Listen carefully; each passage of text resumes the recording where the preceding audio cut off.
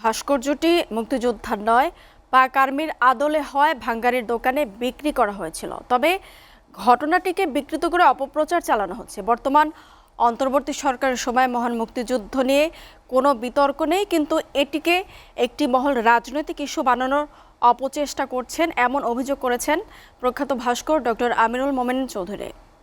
রাজশাহী থেকে জিয়াউল গনি সেলিমের প্রতিবেদন। গেল ৫ আগস্টের পর বর্তমান প্রেক্ষাপটে মুক্তিযোদ্ধার ভাস্কর্যটি কোথাও বিক্রি করা সম্ভব নয়, তাই ভাঙাড়ির দোকানে বিক্রি করে দিয়েছেন ভাস্কর ডক্টর আমিরুল মোমেনীন চৌধুরী।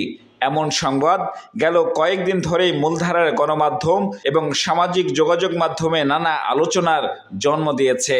এই ছবিটি পোস্ট করে কঠোর সমালোচনা করা হয়েছে আওয়ামী লীগের ভেরিফাইড ফেসবুক থেকে। ছবি শেয়ার করেছেন বিতর্কিত লেখক তসলিমা নাসরিনও। কিন্তু এই প্রচারণাকে অসত্য ও রাজনৈতিক দ্রব্যসন্ধি দাবি করেছেন রাজশাহী বিশ্ববিদ্যালয়ের গ্রাফিক ডিজাইন, কারুশিল্প ও শিল্পকলার ইতিহাস বিভাগের অধ্যাপক ডক্টর আমিরুল মোমেনীন চৌধুরী। তিনি জানান, এক যুগ আগে নওগাঁ জেলা পরিষদের চাহিদার প্রেক্ষিতে ঠিকাদারের কথায় ভাস্কর্যটি নির্মাণ করেছিলেন, কিন্তু শর্ত মেনে নির্মাণ না করায় এটি গ্রহণ করেনি তারা। সবসময় তো সিমেন্টের ভাস্কর্য বানানো হয়, তাহলে দুটো স্টিলের ভাস্কর্য যেহেতু দেশেই মাধ্যমটি নাই, একটু নতুন একটা মাধ্যম ইন্ট্রোডিউস হবে আর কি। তো বানানো শেষ হওয়ার পরে এটা আবার ও আবার ফেসবুকে ছেড়েছিল সেই সময়টাই আর কি।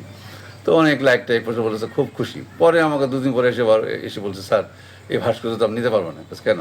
বলছে যে আমাদের তো শিডিউলে হলো স্টিলের ভাস্কর্য নাই। নিজের এই জায়গাটিতে নানা শিল্পকর্ম নির্মাণ করেন ডক্টর আমিরুল মোমেনীন, কিন্তু এখন সে জায়গাটি বিক্রির চেষ্টা করছেন। এই ভাস্কর্যটি মূলত মুক্তিযোদ্ধার নয়, নির্মাণ ত্রুটির কারণে রূপ পেয়েছে পাক আর্মির, তাই কাজের অপচয় হিসেবেই এটি বিক্রিও করেন তিনি। এটা যেমন মাথায় হ্যাট আছে, দেখে আর্মি মনে হয়, পাকিস্তানি আর্মি মনে হয়। ওই মাথাটা বদলানো দরকার, হাতটাতে সমস্যা আছে এবং আরও কিছু কিছু জায়গাতে একটু পরিবর্তন করলে ভালো হয়। মানে কাউকে তেমন আগ্রহ কেউ দেখায়নি বা আমিও এটা বিক্রি করার বা এটা কাউকে কোনো জায়গায় স্থাপন করার জন্য চিন্তা করি। তবে এই ঘটনাটিকে রাজনৈতিক রং চড়িয়ে ভিন্ন খাতে নেয়ার অপচেষ্টা হচ্ছে বলে মনে করেন শিল্পী নিজেই। একবারে যেই পত্রিকা যে খবরগুলো আসছে সেগুলো একেবারে ভুল মেসেজ। মানে আমি এই কোনো আমলের সময় আর বর্তমানে তো এই যে 3 মাসের যে সরকার বদল হয়েছে, এটার সময়ও আমি কোনো সময় এটা বিক্রি করার চেষ্টা করি নাই। কোনো রকম বাধা আসেনি বা কোনো রকম কেউ কিছু বলেনি।